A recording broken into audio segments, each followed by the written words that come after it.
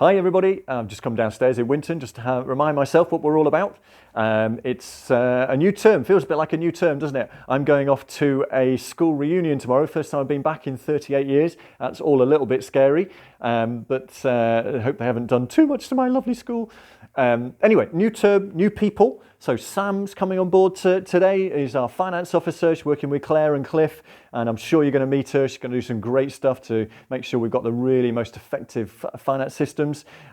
We've got Rob Cox, who's coming full-time on board with us. Rob is taking on the role of commercial and training coordinator.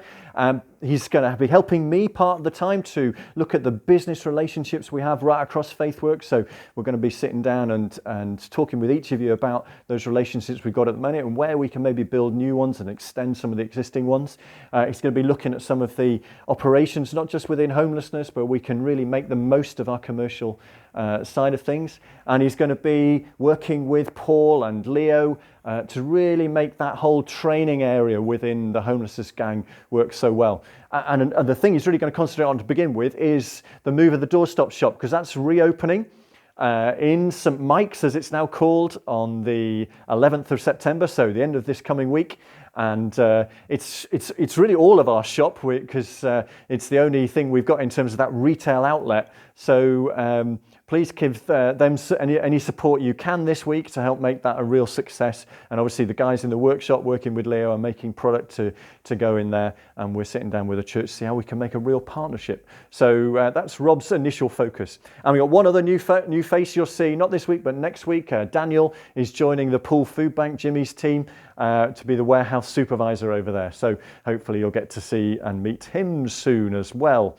So there are new initiatives happening. So thank you for those of you who've been involved in Right Market up till now. That's this thing where it helps. We're looking at a trial to see whether it can help us to make our leaflets and social media posts more easily. If you haven't had a go at that or logged on, please have a go and give us your feedback on that. Candice is hoping to pull all our feedback together by Wednesday. So get in touch with her if you want some help with that. And of course, some of you may have heard that we've bought our second Hope into Action house over in Hamworthy, or at least the investors have over there. Obviously, it's got to go to survey and check that that's all right, but that'll be great to start moving forward with our second house there. So we've got new people. We've also got new and ongoing vision. You know, the stuff we were talking about last term in terms of working with ARC. Well, we're just finishing that off. It's going to go to the trustees one more time. We're having a session with some of the volunteers and the CMA teams and the food bank chairs who we were working with in May to just do a final session about who we are, what we're about, what are our visions, how we do things, and then we'll get a pack together around that for you all. And that will then lead into the website work and work around our logo, because we want to have a little look at our logo, have a little look at the website and the linked website. So that sort of group of, I think we called it a community, didn't we, of projects and how they all link together. So there's some work coming down the line on that. But I thought it was also time for us to have a new bit of the roadmap.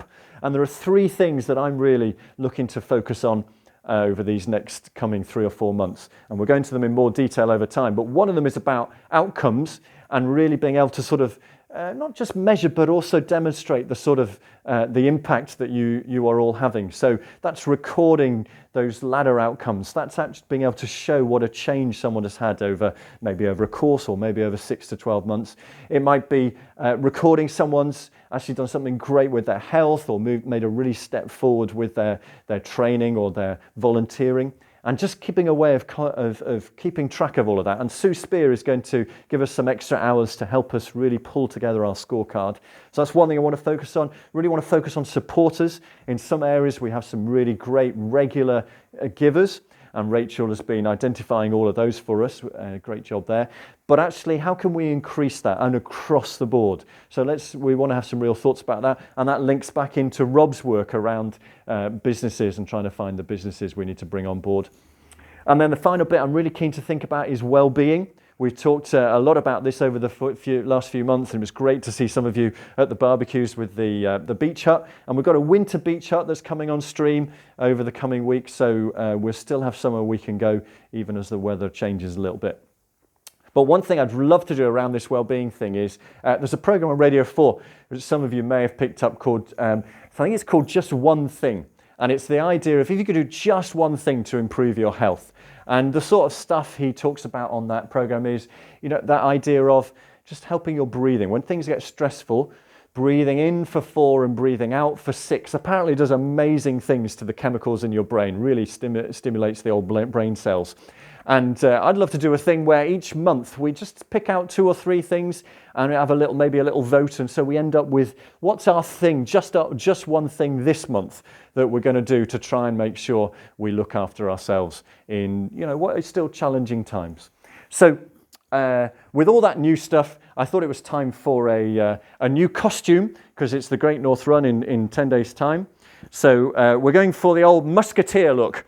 So all for one and one for all. It seems a pretty good motto for us starting in September. So I'll give you pictures where we have the whole costume put together, see what you think. But for now, thank you for all you're doing, and have a great week.